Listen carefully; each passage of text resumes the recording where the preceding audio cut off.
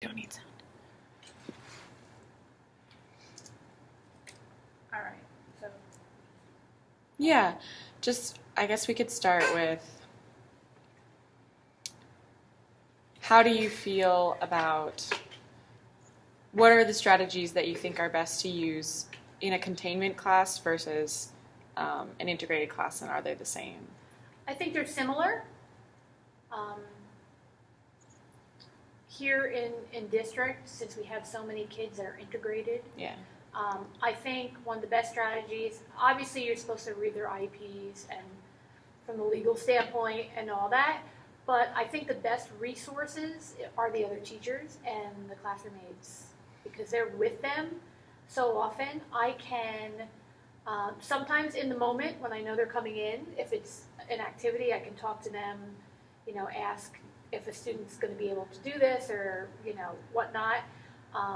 And sometimes I'll go to the teacher and the classroom aides and as I'm planning ahead of time, especially when we're dealing with things that might be putting paper to pencil because reading could be a real challenge for them or just the fine motor skills some of them may not have, especially in the lower grades.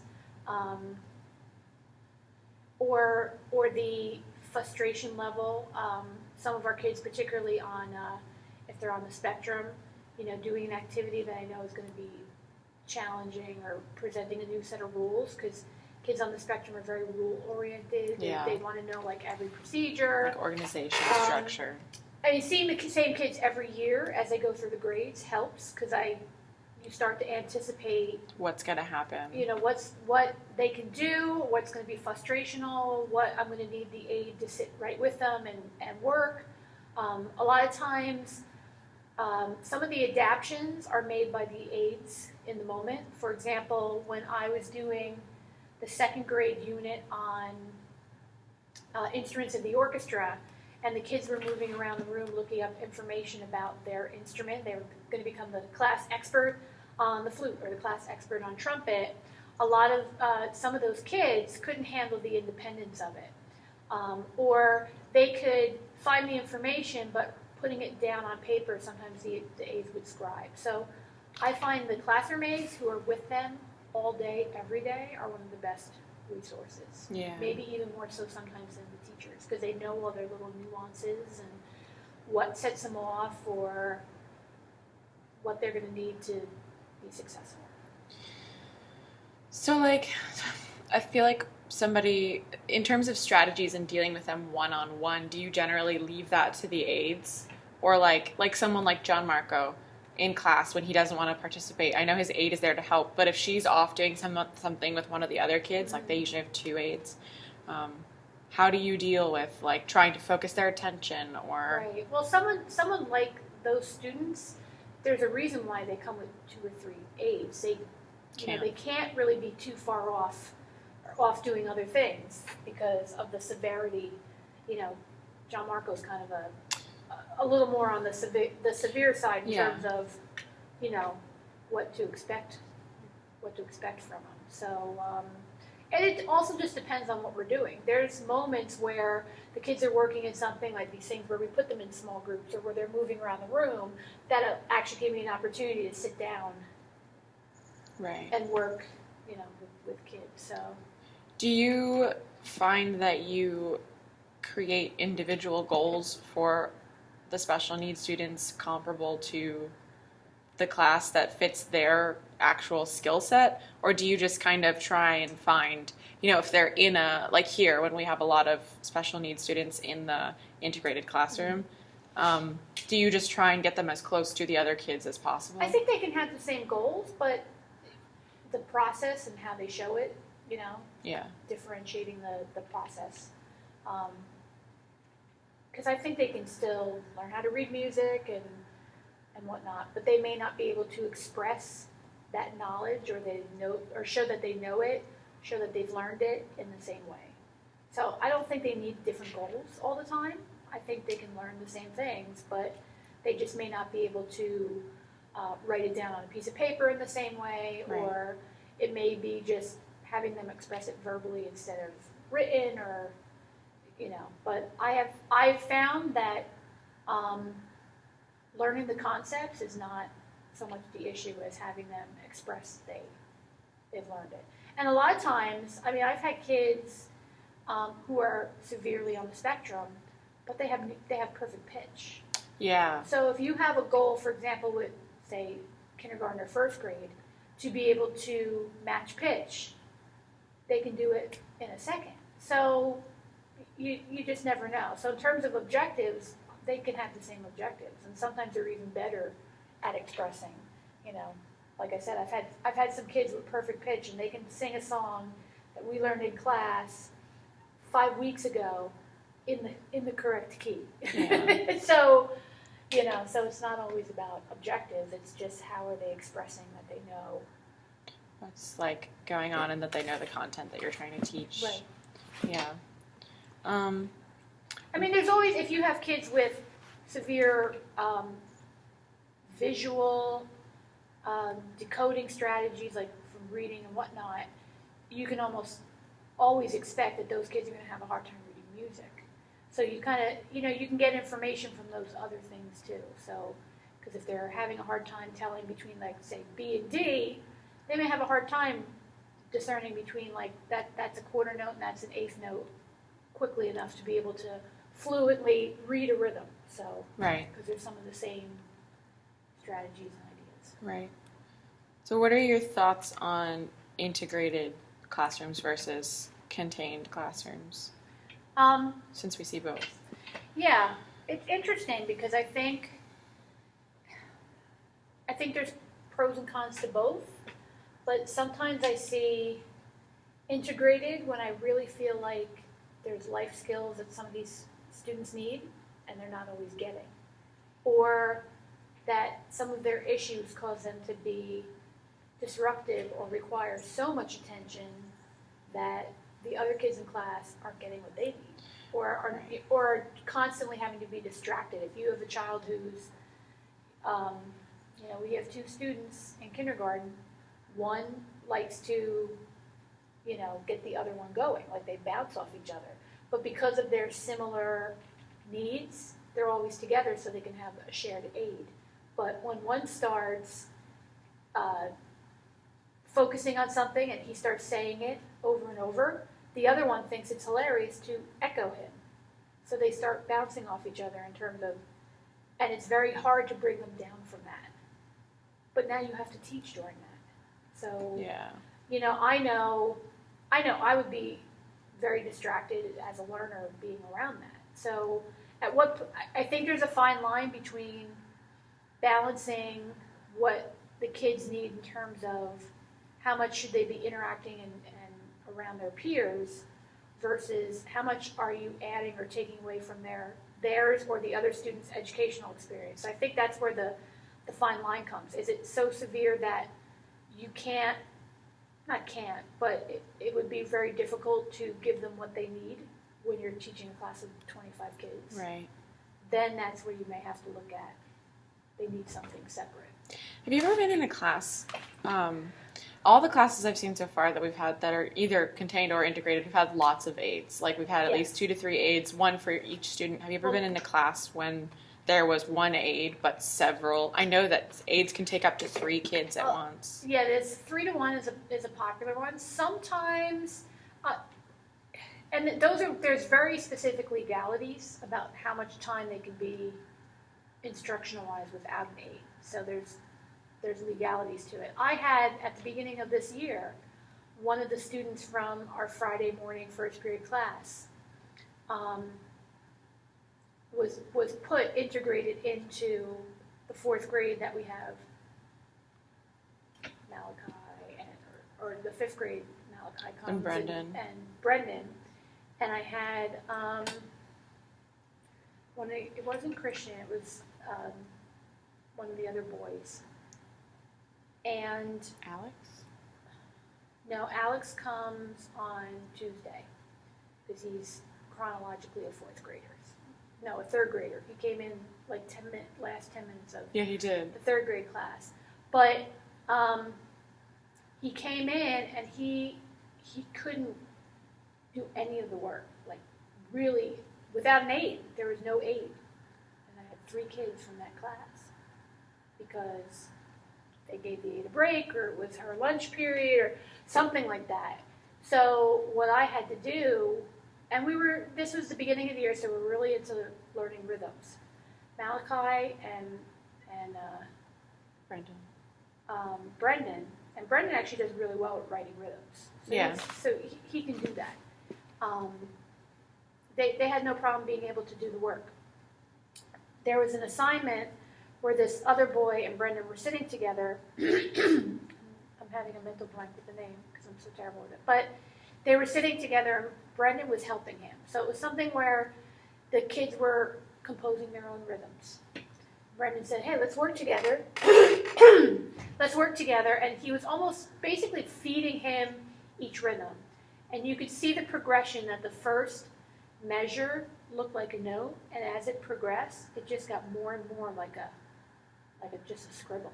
I mean, you could almost see it change, where he just couldn't sustain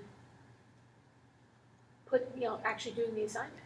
That's crazy. So I brought that to his caseworker, Nancy, who's really nice, and I said, I just want to show you. So I brought all the boys' folders. I brought one of the other students who wasn't in that, just for comparison, and look how good Malachi did, look how good Brenda did. Now look at his. She's like, and then he wasn't in my class anymore. After that. Yeah.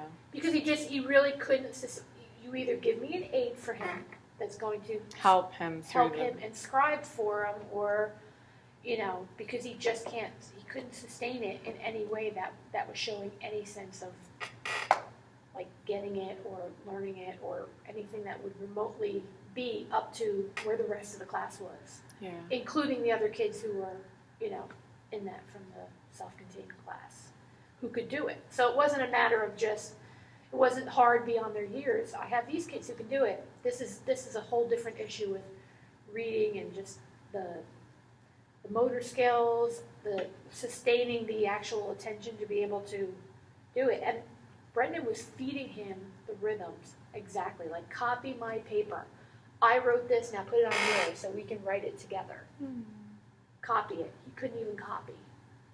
So. Do you find that in once they're if there are several special needs students in an integrated classroom, that they gravitate towards each other, or that they don't? Or is it kind of like a situational?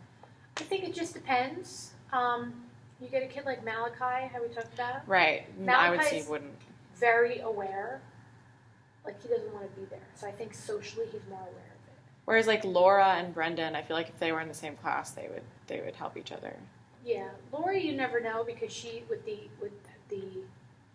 defiance, the oppositional defiance, and some of the really bad life experiences that she's been through, you just never know. So she can be, you just never know. I've had an instance where, because she didn't get to come over and play a little song she learned on the piano, and then had to be physically removed. But that's actually in her learning plan.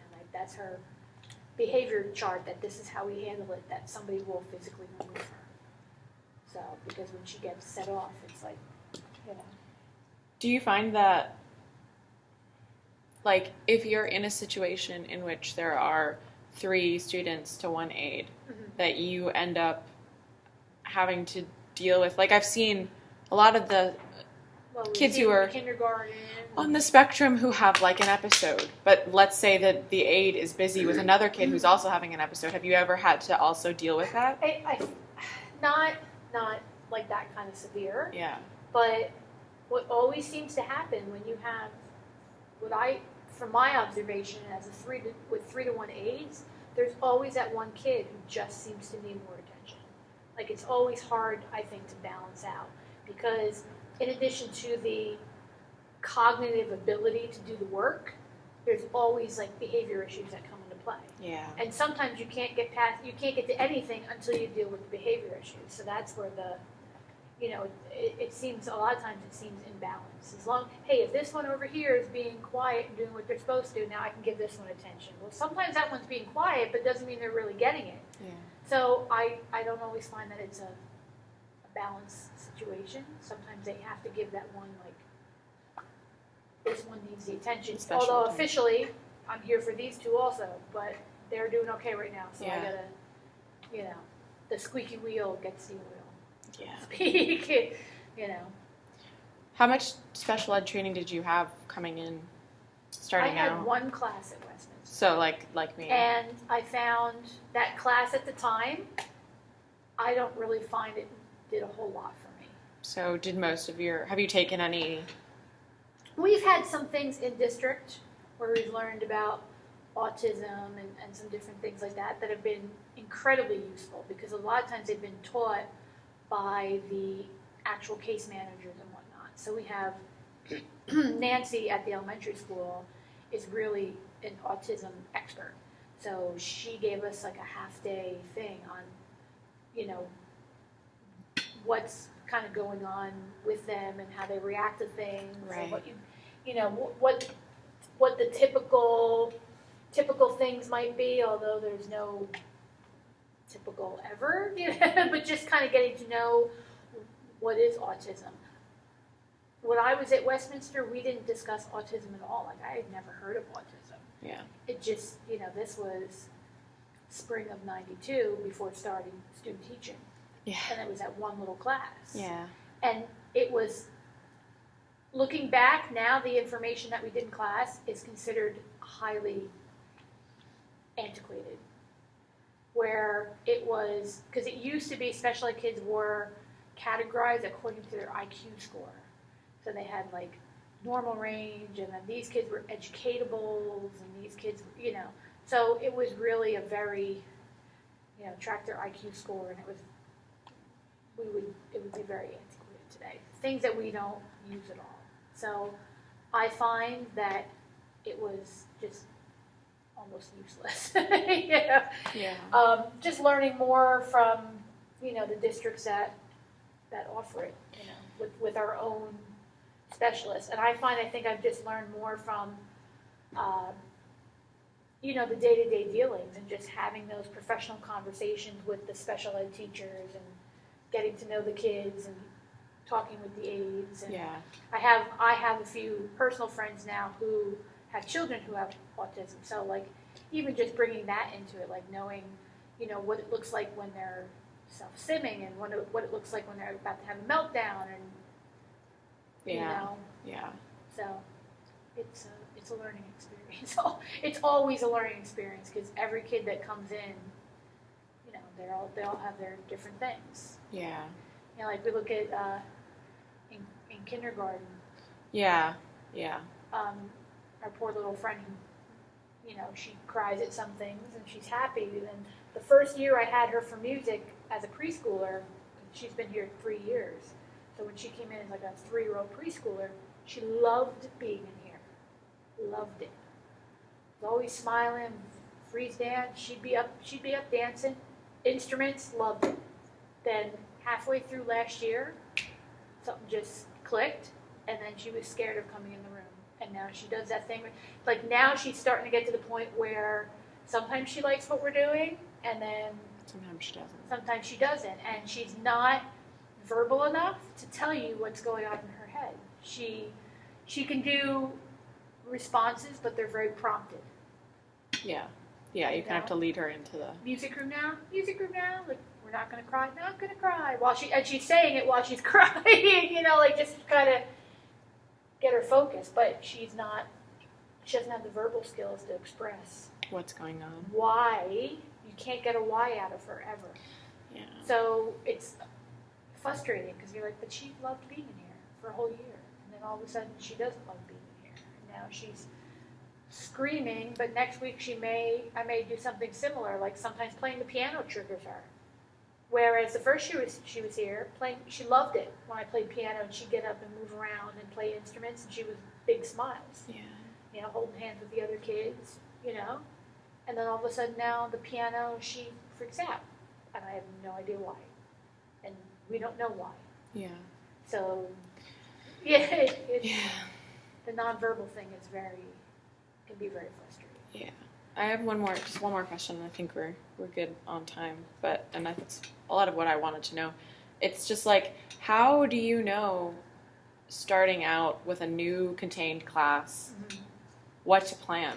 Like, if you don't even know, and like in the first couple of weeks where you really don't know what their level is, like Right. how. Well, before the school year starts every year, we actually get a meeting with the case managers, and they actually go through all the kids who have IEPs. All the kids. All the kids. Okay, here's in kindergarten. They're all in this class. You know, this one has an 8 and whatnot. And a lot of times from having them, we know, but so we go there. So when we're planning our classes, we at least have an idea of like, What's going on? you know, what's coming down the pike. So we do that. But a class like, you know, my Friday morning one, I never know from one year to the next, like what the combination is. Because there's some kids that may even be in there that I won't see because they're off to OT or PT or whatnot. So it's really just kind of a touch and go. You know, you just kind of say, okay, let's start with this. And if they react well, I'll expand on it and do more of it. And if it doesn't work out well, then we'll do something else. Do you find that you plan, like kind of similar to preschool, several different things just to be ready? And if one doesn't work out, you change? Or like, when do you know to stop? I think with that class, because there's so much help, Yes. like whatever I plan, they're pretty good at staying the course, and they're older. I think if it was a self-contained with a younger group, then I think there'd have to be more Going on You in know, terms of change of and pace. some tangible rewards that they're working toward, that they complete tasks, which is something they do. But Yeah. you know, So kind of just feeling out the situation, see if it works, and if it doesn't, then yeah. change to something else. Do they have like in a class like that class we see on Friday mornings? Do you think they could ever be able to do something like recorder? Do they have the fine? Well, a lot of those kids have already done it. Yeah. So that, I mean, that's my question. I wasn't sure. Yeah. Like Yeah. Brendan did it as a third grader. Malachi did it as a third grader. Yeah. Yeah, they could do that. The only there's a couple of them that I don't know if they would, when I'm expressing like this is a B, if they would remember, like make that connection. So you might kind of have to start from ground zero every time you see them. Ideally. That's a possibility. Yeah. Right. Yeah. They may not, or just may take them a lot longer Right. to get that. Do you ever do like a buddy kind of thing in class? If you have them like in your 5th grade class and you're doing an activity, do you ever do like partner up with a mainstream student and help kind of deal? You know what? You can't really like point them out like that. Yeah.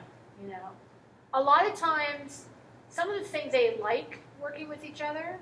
You know, because like Brendan likes the fact that he can do some rhythms better than some of the other kids, so he likes working with them. You know, so and a lot of times just socially they'll end up matching up with whoever. So it's But you can't say like, who wants to work with the special ed kid? No, yeah, I but, know. But, you know, but do you ever do like can you help the student? Like, because I've heard in my seminar, in the middle school and the high school, like if they're doing a task that requires more help, they'll in the back of the room, like one of the special needs students that's integrated will have a partner that will help them do things. But I've heard that there are downsides to that, in that the person who ends up with them sometimes will feel like they're getting less of an experience because they're helping out. I have to do this because I'm babysitting. Essentially, is how one of my friends described it. Yeah. I think if it gets to the point where you constantly need another student to help that child, then that's something to address with their case manager. Like, we need an aide, or they can't really be in the class. Because they might that actually might be a good sign that, you know what, unless I have a student with them, and it's really not fair for the other student to have to constantly be responsible. That's true. For that, or okay, whose turn is it today to work with the student? That's probably a big signal or big red flag to say, you know what, that this kid's not able to be in this class without some assistance, and they're not cutting it. So, and then you can actually have some data, because you could say you could have some things where you could say, here's the assignments when he got help by another student or whatever. But this one, all the students had to do on their own, and here's the difference. Right. So then you can kind of hold it up and say, it's not, Yeah. you know, this child needs more than what we're Giving providing. to them. Yeah. Yeah. Okay. Thank you. You're welcome.